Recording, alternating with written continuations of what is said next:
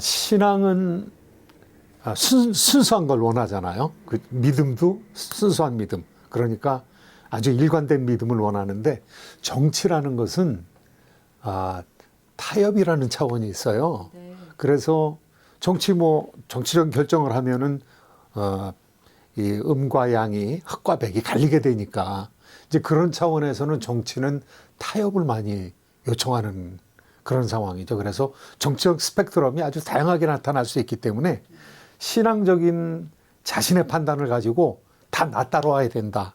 이렇게 하면 곤란한 상황이 생기죠. 그래서 정치하고 종교하고 야합이 되면 그게 뭉쳐지면은 다른 사람을 공격하는 그런 급진 정치로 빠질 수 있는 가능성이 아주 높아죠.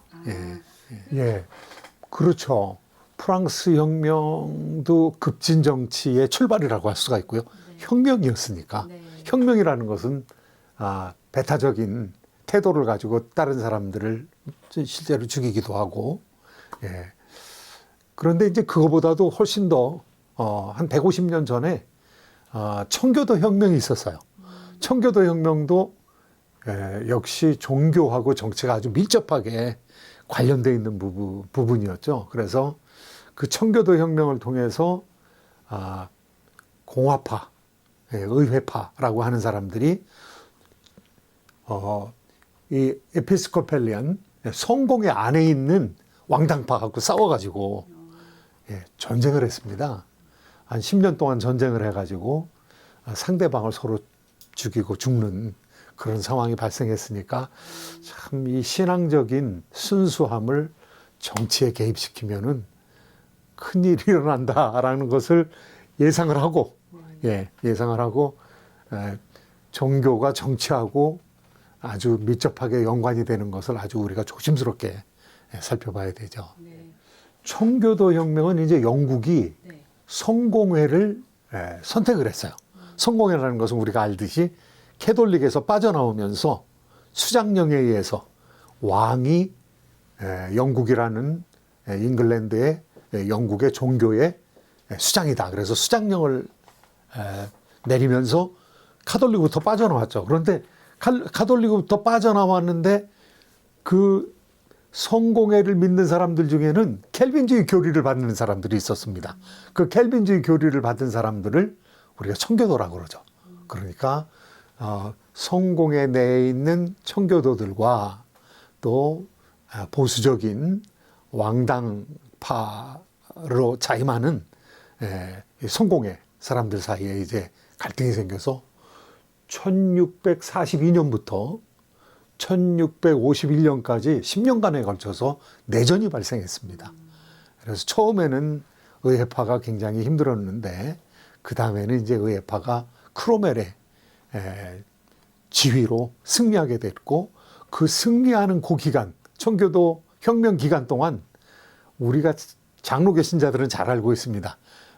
웨스트민스터 신앙고백과 대소요리 문답, 이 장로교 신조의 아주 핵심이 되는 대소요리가 이거 영국 요리가 아니라 대소요리 문답은 요약된 교리를 가르치는 그런 아주 귀중한 전통이 생기게 되었던 거죠.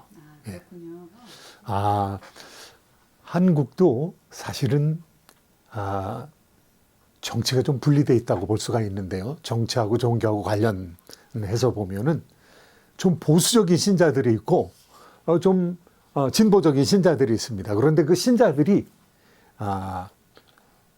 같은 개신교이면서도 같은 기독교이면서도 주장하는 게 다르죠. 그래서 어떤 사람은 탄핵에 있어서 대통령을 몰아내는 것을 원하는 사람들이 있는가 하면 그렇지 않은 사람들이 있습니다. 근데 그거를 신앙을 가지고 주장하게 되면은 굉장히 선명한 전쟁이 나타날 수도 있죠. 근데 뭐 우리나라는 그 정도까지는 가지 않았지만은 그런 면에서 국민들이 심정이 갈라져 있다고 볼 수가 있고 좀 안타깝다고 생각을 합니다.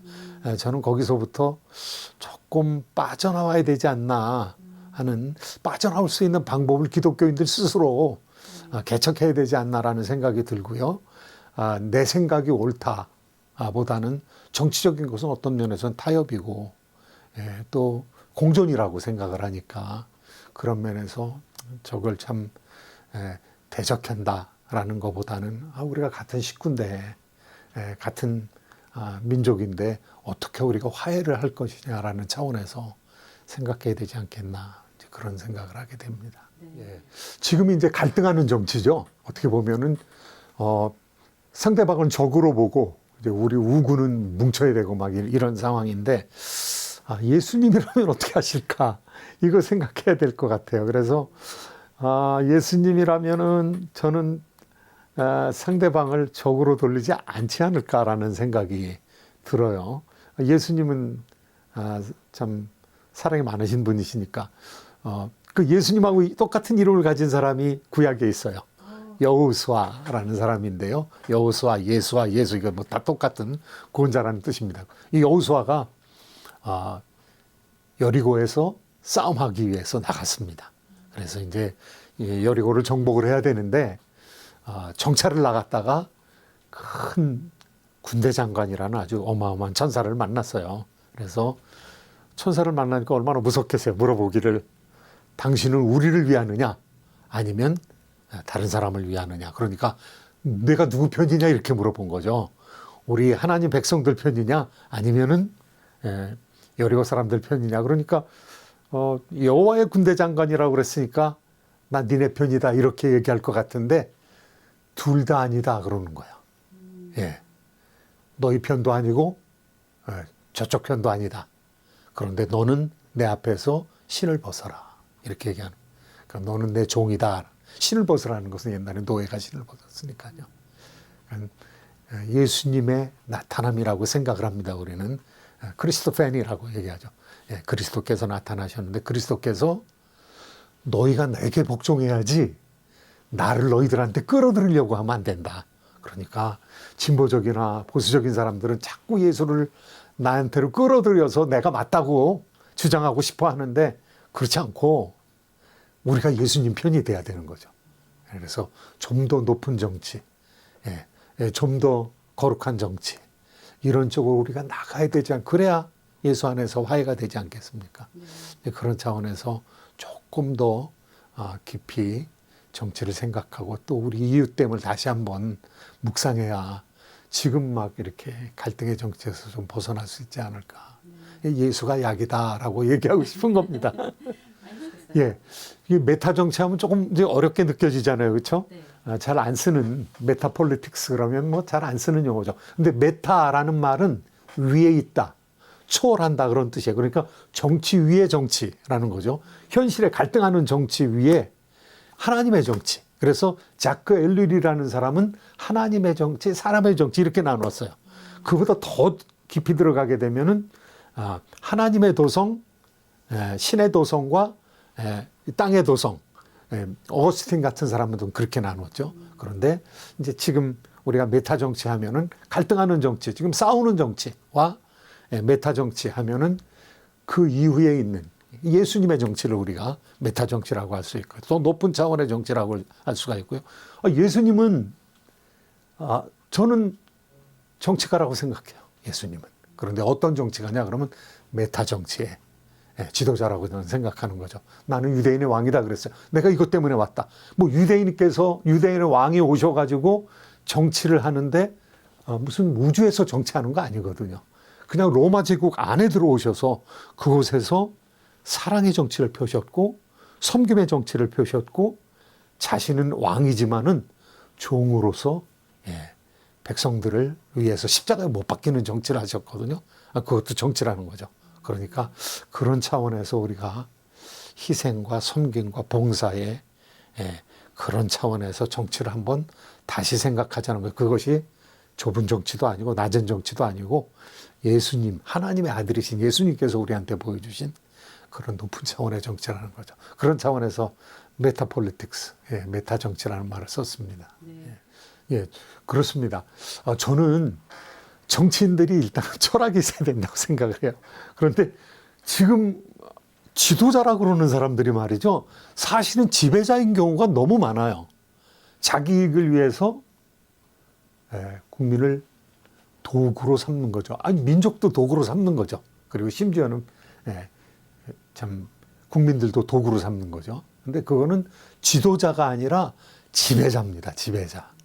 지도자는 목자가 되어서 양을 잘 이끌어야 되고 양이 죽지 않게끔 과격하게 이끌지 말아야 되는데 그런 차원에서 지도자를 생각한다면 성경에서는 내가 거룩하니 너희도 거룩하라. 하나님께서 우리한테 요구하실 때 지도자에게 섬기는 모습을 보여주셨거든요. 그러니까 예수님께서 말씀하시기를 예수님이 목자신데 나는 선한 목자라 그랬어요.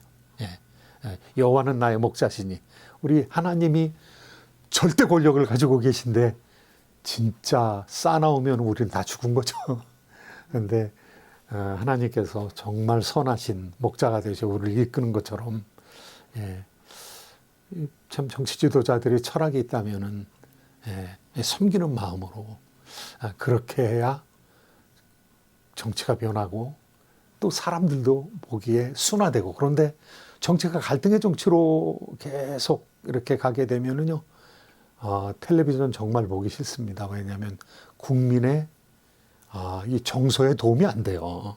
계속 싸우니까 싸우는 거 보면은 아이들도 교육에도 안 좋아요. 그러니까 그런 면에서 정치인들이 다시 유머를 찾고 정치인들이 다시 화합하는 모습을 보여주고 이 정치인들이 서로 섬기는 모습을 보여주고 그래야 국민들의 상처가 좀 더 치유되지 않을까 그런 생각이 드는 겁니다.